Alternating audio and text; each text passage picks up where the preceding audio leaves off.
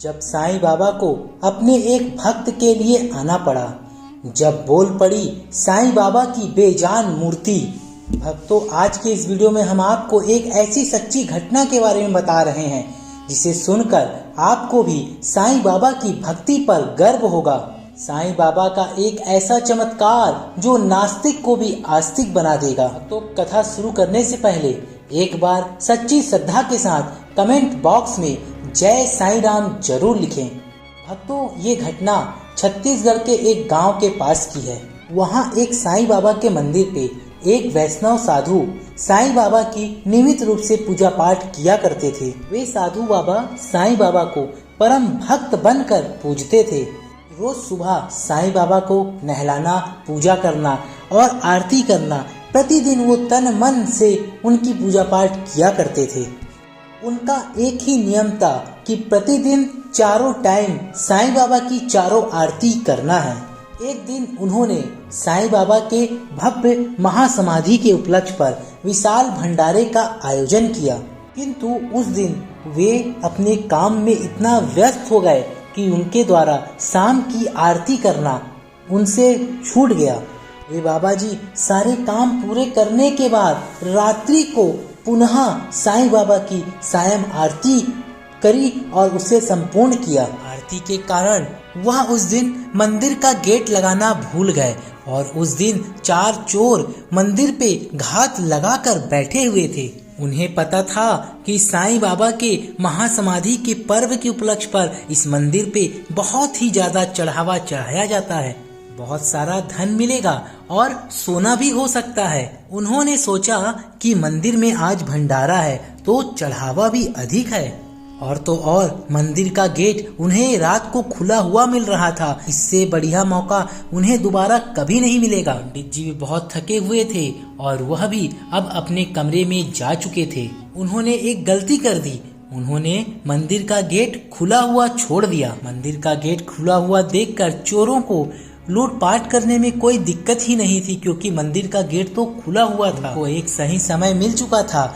मंदिर के अंदर घुसते ही उन्हें एक दान पेटी नजर आ गई। उन्होंने उसे तुरंत ही तोड़ा और उसके अंदर से 20 से 30 रुपए निकल कर आए जो भंडारे के लोगों ने चढ़ाए थे। अब उनकी नजर साईं बाबा की मूर्ति पर पड़ी। उन्होंने देखा कि साईं बाबा का छत्र और मुकुट चांदी का है।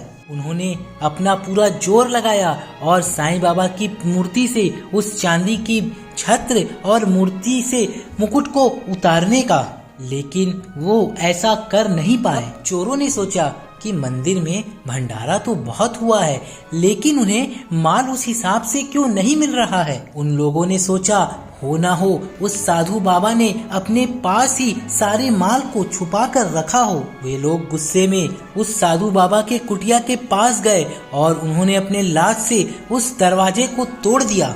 उन्होंने उस साधु बाबा को उठाते हुए बोला, सुन बुड्ढे, तुम्हारे पास जो भी माल है उसे हमें दे दे, नहीं तो हम तेरी सारी हड्डियां तोड़ देंगे और तुझे जान से भी मार देंगे। तब उस साधु बाबा ने बोला, मेरे पास तो कुछ भी नहीं है, जो भी था उस दान पेटी में था और जो पैसे थे मैंने सारे साधु महात्माओं में बांट दिए और भंडारे में लगा दिए। चोरों को बाबा की बातों पर यकीन नहीं था। उन्होंने बाबा जी के सारी कुटिया की तलाशी ली और सारा मंदिर छान मारा। उन्होंने सोचा कि ये बाबा सच नहीं बोल रहा, इसलिए उन्होंने बाबा को पकड़कर साईं बाबा की प्रतिमा के पास ले आए और गाली गलौज करते हुए बोले, बता माल कहाँ छुपाया तूने, नहीं तो तुझे यहीं पर हम मार देंगे। तभी एक बहुत बड़ा चमत्कार हुआ। साईं बाबा की प्रतिमा से एक बहुत ही तेज आवाज आई। बाबा जी एकदम सत्य बोल रहे हैं। उस आवाज को सुनकर वे चारों चोर एकदम से घबरा गए। आखिर ये आवाज कहाँ से आई? वे लोग साईं बाबा की प्रतिमा के चारों ओर देखने लगे। तब उन चारों में से उनका मुखिया ने बोला, कौन है और छुप कर क्यों बात कर रहे हो?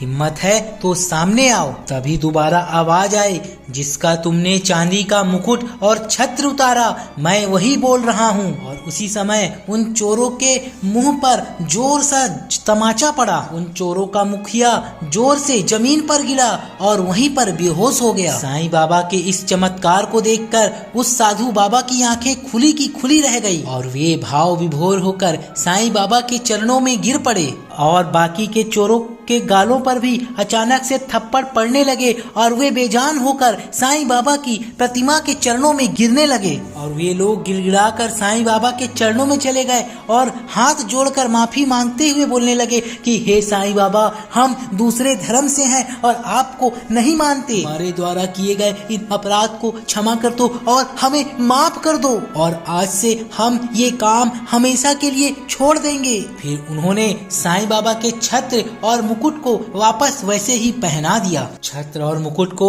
साईं बाबा को पहनाने के बाद साधु बाबा और साईं बाबा को प्रणाम करने के बाद वे बिना कुछ कहे वहाँ से वापस लौट गए और फिर अपने बेहोश साथी को लेकर वे वहाँ से चले गए। इधर साधु बाबा अपने भक्ति के शक्ति से खुश होकर बहुत ही ज्यादा खुश हो गए। ये सच्ची घटना हमें बताती है कि भगवान के भक्ति का असर भले ही हमें उस समय ना दिखे, पर जब भी हम संकट में होते हैं तो किसी न किसी रूप में भगवान की कृपा हम पर अवश्य बरसती है। तो भक्तों, अगर आपको ये वीडियो अच्छी लगी तो आप इसे लाइक करें, दोस्तों में शेयर करें। चैनल पे नए हैं तो चैनल को सब्सक्राइब करके नोटिफिकेशन बेल को ऑन जरूर करें। हम मिलेंगे अगली बार एक नई खास वीडियो के साथ। तब तक के लिए बहुत बहुत धन्यवाद। जय जय साईं राम।